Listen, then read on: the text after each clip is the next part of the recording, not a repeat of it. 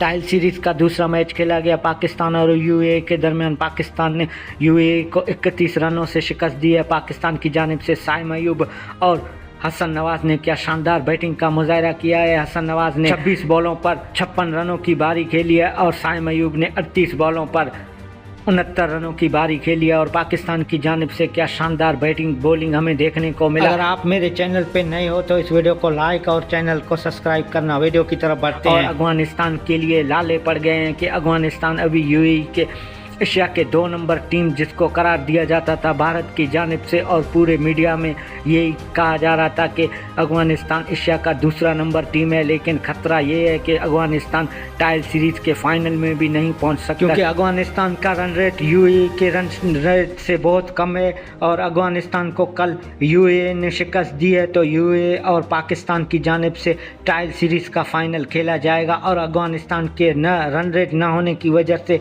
इस tile series से बाहर हो जाएगा। दोस्तों क्या ख्याल है, एशिया का नंबर 2 टीम यूएई में यूएई के हाथों शिकस्त खाएगा कि नहीं? और यूएई के कप्तान का कहना है कि हमने अफगानिस्तान को पहले भी शिकस्त दी है, अब भी शिकस्त देने की भरपूर कोशिश करेंगे और फाइनल पाकिस्तान के साथ यूएई खेलेगा।